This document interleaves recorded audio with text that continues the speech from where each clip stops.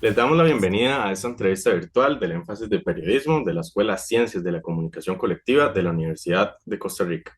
Somos Esteban Fallas y Valentina Quiroz, estudiantes del curso de Introducción al Periodismo del año 2026, y hoy conversaremos con Larisa Coto Valdeperas, fundadora y coordinadora académica del Betalab, investigadora del Instituto de Investigaciones en Arte y docente de la Escuela Ciencias de la Comunicación Colectiva. Con su autorización, esta actividad está siendo grabada para ser compartida en plataformas estudiantiles. Con ella hoy conversaremos sobre los desafíos y oportunidades para la producción sonora, audiovisual y digital en un contexto de innovación tecnológica y convergencia mediática. Larisa Coto Valdeperas obtuvo su bachillerato y licenciatura en producción audiovisual en nuestra escuela y en 2009 se graduó en la materia de artes con énfasis en artes visuales, también de la Universidad de Costa Rica. Fue directora académica de la Facultad de Ciencias Empresariales de la ULACID en 2008 y entre 2005 y 2009 participó en la Feminist International Radio en The Board. Entre 2009 y De- 2011 fue gerente de calidad y producción en la agencia CCK. Desde el 2012 ha sido docente de cursos de audio y fundadora del Laboratorio de Interactividad para la Comunicación, el Betalab, de la Escuela de Ciencias de la Comunicación Colectiva e investigadora del Instituto de Investigaciones en Arte. En 2020 recibió el Premio Nacional de Artes Audiovisuales Armando Céspedes Marín por la serie Cuerpo como productora general y directora del proyecto En Artes en Perspectiva. Además, es productora ejecutiva del artista nicaragüense Elsa Basil, con la que en 2012 ganó el Premio Especial del Jurado en el cuarto Festival Internacional Latino de Cine, TV y Video en Panamá como productora ejecutiva del video musical Soma. Otto ha participado en varios proyectos universitarios con innovación de enfoque o técnico, como la serie de podcast del 2024, que celebró los 50 años de la Facultad de Ciencias Sociales a partir de la música que escucharon 5 generaciones. O en el audiolibro 2025, Traducciones, Percepciones y Experiencias, una producción sonora concebida especialmente para personas con discapacidad visual o con baja visión, que combinó el libro impreso con piezas ápticas que permiten experimentar las imágenes a través del tacto y exposiciones fotográficas. Bueno, Larisa, ahora, fue parte del diseño de una, fue parte del diseño de una potencial carrera creativa que fundía varias áreas. ¿Qué conocimientos y competencias deberían estar en una formación universitaria frente a la convergencia mediática? Bueno, mucho gusto estar aquí con ustedes. Creo que bueno, es una pregunta amplia porque son muchas carreras. Hablando propiamente de comunicación, yo creo que es una carrera que en la actualidad y especialmente la que conocemos como CAN, como Comunicación Audiovisual y Multimedia, tiene que tener componentes de programación, o sea, componentes de carreras o programas que se circunscribían a la parte tecnológica como de informática. Creo que ya es parte de nuestra carrera también. Creo que hay que tener componentes definitivamente de artes en cuanto a diseño e historia del arte, y creo que necesariamente, en mi caso, sonido y música es fundamental. Entonces creo que aparte del core, digamos, de lo que implica comunicación, adicionalmente a nivel como pluri o multidisciplinar tiene que tener esos otros componentes. Sí, súper interesante. Y de hecho, bajo la misma línea como de esta parte de tecnologías, hay que resaltar que, por ejemplo, según Procomer, en Costa Rica, el 72% de las empresas del sector tecnologías de información y comunicación exporta sus servicios. Siguiendo la línea, como en esa parte, ¿cómo podría nuestra escuela fortalecer la formación en esas áreas para la comunicación audiovisual y digital? Yo creo que, bueno, ya se está haciendo muchísimo trabajo, mal llamado maquila tecnológica, en donde se está programando, por ejemplo, mucho trabajo desde Costa Rica para videojuegos y animaciones, donde inclusive aquí están haciendo con granjas de bouncing y de rendering, eh, audiovisuales para videojuegos enteros, como fue el caso del Nickelodeon del Super Brawl 2, que se programó completamente en Costa Rica y que toda la banda sonora y el Foley Art se hizo en Costa Rica. Entonces, yo creo que ya se está haciendo, que lo que hay que mejorar son las capacidades con las que se preparan a las personas estudiantes para que salgan al campo ya como con los skills que se requieren para poder integrarse al mercado, porque ya Costa Rica creo que según, como mencionás, Procomer y otras instancias, ya está en el mapa internacional de la industria cinematográfica, audiovisual, de videojuegos, de animación, etcétera. Ya está mapeado, inclusive otras universidades fuera de la Universidad de Costa Rica, como la Veritas y demás, son universidades que están formando personas que están saliendo al campo a trabajar en este tipo de cosas. Entonces, lo que hay que, creo yo, que fortalecer es la preparación, no tanto el mapeo, porque el mapeo, según mi percepción, ya está. Entonces, en mi caso, como decía anteriormente, creo que debemos fortalecer la parte de programación, la parte de dirección de arte para audiovisual, no solo tradicional, sino para cinematics y programación de live action y programación de gameplay de videojuegos y para el trabajo de animación. Y creo que en uno de los campos que más hemos estado trabajando, y no es porque sea el campo del que yo trabajo, sino porque siento que ahí estamos colocándonos muy bien, es en musicalización y Foley art o efectos de sonido para dichos productos. Entonces creo que hay que fortalecer, que deberíamos tener más cursos dentro de la carrera enfocados a estas áreas, que en el caso de CAM, en el área de sonido, que es mi responsabilidad, para el nuevo plan de estudios que se incorporará a partir del 2027 o 28, depende de burocracia universitaria, ya hay más cursos diseñados de audio en ese sentido, que ojalá sean obligatorios y no opcionales. Y, profe, ya que conocemos que las inteligencias artificiales van cada vez acaparando más espacio en las áreas laborales, las inteligencias artificiales ya forman parte del trabajo creativo. ¿Hay alguna función humana irreemplazable en la producción audiovisual, sonora y digital? A ver, decir que un puesto o una persona es irreemplazable es como una generalización súper fuerte, entonces tal vez yo no sé si yo me atrevería a afirmarlo de esa forma sin saber que podría estarme equivocando, ¿verdad? Yo lo que creo es que la inteligencia artificial, para mi criterio, es una herramienta y no es una persona. Entonces, por lo tanto, como cualquier otra herramienta, sea una herramienta analógica, nivel, una llave francesa, o una herramienta tecnológica que ya usamos hace mucho tiempo, como una videocámara o como un micrófono, yo creo que la inteligencia artificial lo que facilita son procesos tal vez repetitivos y que de alguna forma le requerían muchísimo tiempo a las personas. Entonces yo creo que el nutrir la inteligencia artificial es la parte como creacional / creativa de la humanidad que no es tan reemplazable. Es como decir, uno puede conseguir muy buena información de una inteligencia artificial si le mete buenos prompts, pero si no le nutre buenos prompts, la inteligencia artificial le va a decir cualquier cosa, o si no pongo los parámetros correctos, me podría dar información incorrecta porque yo no pregunté lo que ocupaba. Entonces, en el caso de la creatividad, creo que es una gran ayuda, pero creo que sigue estando como en la potestad de las personas poder hacer usufructo correcto de esa inteligencia artificial, ¿verdad? Porque, no sé, piensen en cuando salen modas que para mí, digamos, me da mucha pena el planeta, porque yo no veo qué ganamos como comunidad mundial o como sociedad saliendo todos con la misma foto que tenemos en un perfil de Facebook, porque en Facebook fue donde más lo vi, como si nos hubiera diseñado Hayao Miyazaki en Ghibli. O sea, hay usos de la inteligencia artificial muy infantiles en la actualidad que lamentablemente en las granjas donde están los servidores que generan este tipo de materiales a través de los prompts que mete la gente, estamos gastando un montón de agua, enfriando un montón de servidores para salir como muñecos de anime o de manga que no, digamos, tienen ningún uso real en la sociedad. Y en muchas herramientas que actualmente existen en inteligencia artificial, la gente las está pasando de largo porque cree que inteligencia artificial es ChatGPT y se acabó. Es más, ni siquiera conocen a Chad Smith, que es el chat, digamos, de otro chat de inteligencia artificial nombrado en honor al baterista de los Red Hot Chili Peppers. Entonces, creo que también la visión que tenemos de la inteligencia artificial, por un lado, es reduccionista. Es como si solo existiera ChatGPT o Gemini, o como las más visibles, ¿verdad? O Siri, no sé.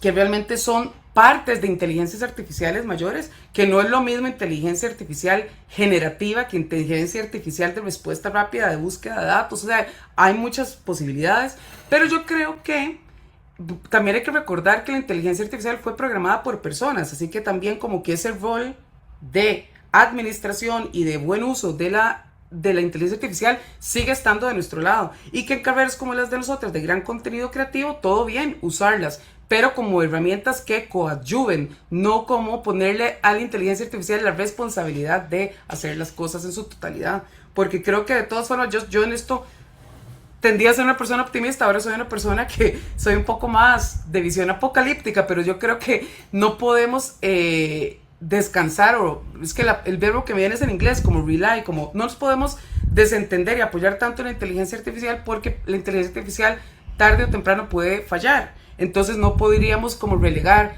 toda la creatividad y todos los procesos de creación sobre eso. Y, profe, ya que usted nos acaba de hablar de una inteligencia artificial con la que usted está colaborando en la creación, ¿esta sería una inteligencia artificial concreta como, digamos, ChatGPT, que tiene funciones tanto para Ujú. cosas creativas como académicas, o es una inteligencia artificial más selectiva, Es tipo una solo trabaja en inteligencia, tema? perdón, vale, no te dejé terminar la pregunta. ¿Una inteligencia artificial que qué? Que solo trabaja un tipo de tema. No, es inteligencia artificial diseñada en la Universidad de Costa Rica. No se está usando ninguna plataforma preexistente. Es en este proyecto que se llama Tejecuentos en particular, un estudiante del doctorado en ciencias de la informática en nuestra universidad está diseñando una inteligencia artificial que sirva para las inquietudes de lectura de personas que están entre finales de kinder, digamos, en kinder y preparatoria, y los primeros 2 años de escuela. Entonces, para fomentar la lectura, son textos de cuentos escritos por personas costarricenses, pero que van a tener la posibilidad de que mientras se ven en una tableta, digamos, las palabras, el texto escrito tradicional, va a tener ciertas variables que van a estar bajo el control de los niños. Entonces, por decirte algo, un cuento que originalmente sea la historia de un día de campo de un perro que es café, va a poderse convertir en un día en el espacio de un dragón verde. Entonces, esas variables, van a haber ciertas variables que nosotros vamos a dejar al gusto de las personas estudiantes, las infancias, digamos, de esas edades que les conté. Entonces, lo que estamos haciendo es diseñando, bueno, yo no, yo estoy enseñándole a hablar. Yo lo que hago es leerle cuentos, por vacilón que eso suene, yo le leo cuentos a la inteligencia artificial, para que la inteligencia artificial aprenda a hablar como yo. Entonces, yo solo le voy a contar el cuento del perro café, que era el original, y cómo la inteligencia va a aprender la forma en que yo respiro, la forma en que hablo, las pausas que hago, cómo inflexiona la voz, mi dicción, mi articulación, mi ritmo, etcétera. Entonces, cuando un estudiante le diga, yo no quiero perro café, sino que quiero dragón verde, la inteligencia va a recrear mi voz, ¿verdad? Entonces, por ejemplo, este es una inteligencia generativa costarricense. Y además diseñada proudly en la UCR. Ok. Y, profe, ahora pasando al tema del Beta Lab, ¿cuáles han sido los principales aportes del Beta Lab a la Escuela de Comunicación? Ok, el beta cuando nace, digamos, es posterior a que el profesor José Fonseca y yo nos invitaron de parte del MISIT y de la Embajada de Brasil en Costa Rica a que fuéramos a capacitarnos en el diseño de aplicaciones interactivas para televisión digital, que en su momento, digamos, era cuando el país estaba transicionando hacia la digitalización de la televisión.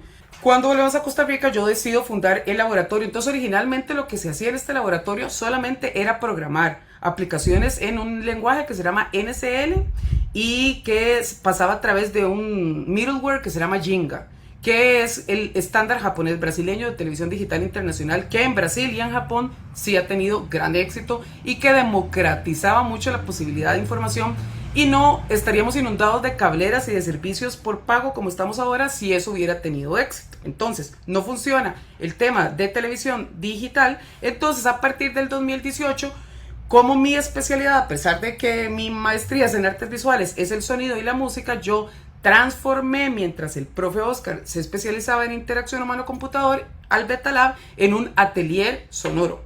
Entonces, para mí, aparte de haber diseñado junto con Oscar en su momento las primeras 3 aplicaciones interactivas de televisión digital de Centroamérica, que creo que eso es un punto importante a nivel de alcance o de logros que me preguntabas, para mí el mayor logro es del 2018 acá, estos últimos 8 años, no 9 ya casi, es haber logrado convertir al Beta Lab en el primer prop house o casa de materiales para hacer Foley Art en Costa Rica, que inclusive gente de otras universidades o personas que trabajan en, digamos, como freelancers, vienen al Beta Lab a hacer sus trabajos para películas de Foley Art. Y también en este momento, aparte del Foley Art, tenemos más de 50 instrumentos musicales. Entonces, a pesar de que tenemos una escuela de artes musicales que tiene su cátedra de composición, donde actualmente se está componiendo mucha música para programas de Radio U, para podcasts de la Facultad de Ciencias Sociales y para, por ejemplo, releases de información de investigaciones del SICOM, es en el Beta Lab, donde aparte de que hicimos los primeros 2 audiolibros de la Universidad de Costa Rica, que son traducciones que ustedes lo mencionaron, y ahora que hicimos hace unos meses uno que se llama Cuando el río suena, Historias traen, que es de una investigación de Lisa. Entonces, creo que nuestro mayor aporte actual es ser un laboratorio experimental de Foley Art, el primero de Costa Rica, ser un lugar para producir podcast, audiolibros, un lugar seguro para relajarse, y de apoyo estudiantil donde la Comisión de Bienestar y de Salud Integral de la escuela también tiene como una pequeña sede y donde siempre hay como un espacio que es propicio para la creación, la musicalización y la experimentación. Sí. De hecho, es bastante interesante, la verdad que para las personas que estén viendo esta entrevista, totalmente invitados a participar del Beta Lab, porque es una experiencia sumamente llamativa. Y Larisa, quizá yéndonos como al futuro, imaginando qué tan cerca estamos de trabajar en el Beta Lab ejercicios de cursos con animación 3D o realidad aumentada o realidad virtual. A ver, de trabajar ya se está trabajando con ese tipo de productos. Lo que estamos haciendo es tomando animaciones que se han hecho o en otras universidades o en otros estudios de producción, ticos o extranjeros, para hacer aquí la musicalización y la sonorización. Es decir, en el beta ya existe la capacidad instalada para sincronía, doblaje, ADR, Foley Art y musicalización, inclusive de largos. ¿Okay? Entonces, digamos, ya se ha hecho para cine, se ha hecho para audiovisual, se ha hecho para animación 2D, 3D y stop motion. Entonces, nosotros la capacidad instalada sí la tenemos, pero ahí le correspondería a otra parte de la escuela capacitar a los estudiantes para este fin. O bien, si eso no es posible, retomar la idea original que tuvimos, que ustedes mencionaron cuando yo estuve en la escuela, perdón, en la comisión que iba a crear la carrera de tecnologías creativas, donde era una carrera compuesta por 4 áreas: comunicación audiovisual y multimedia, diseño, música e informática. Para mí esa era como la carrera perfecta, o la carrera que yo hubiera querido estudiar cuando al final estudié producción audiovisual, que ahora se llama CAM.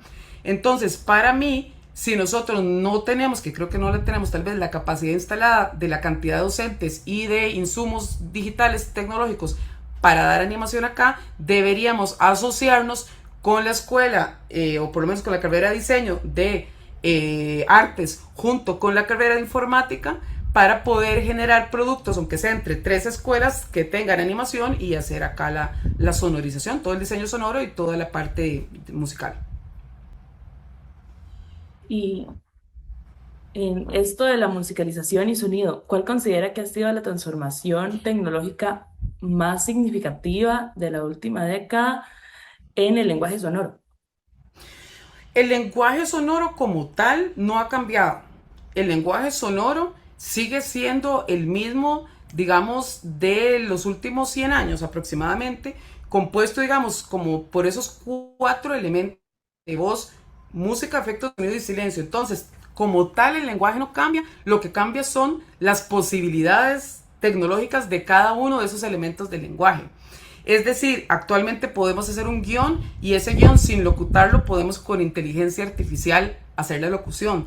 Y actualmente con unas voces o bancos de voces mucho más similares a una locución natural que cuando empezaron originalmente, que digamos era un tipo de locución muy robótica. En la actualidad eso ya se superó. Entonces, digamos, para mí uno de los grandes, por ejemplo, cambios, como te digo, no es en el lenguaje propiamente, sino en las posibilidades de manipulación tecnológica de dicha parte del lenguaje. Entonces, también hay muchos generadores de inteligencia artificial de música, que yo te diría que para generar una música incidental realmente creativa uno puede usar generadores de inteligencia artificial que el 100% de los DJs que usan música digital lo usan en el mundo, y ahí es una de las pocas generalizaciones que sí haría.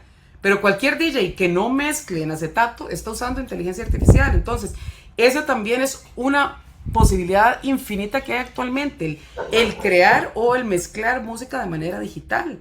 Pero digamos, igual como les digo, la responsabilidad sigue estando en el uso de la persona para poder sacar el máximo de esa herramienta. Y en cuanto a efectos de sonido, es vacilón porque muchas personas en la escuela y estudiantes inclusive creen que el Foley Art es algo que se hacía en el pasado.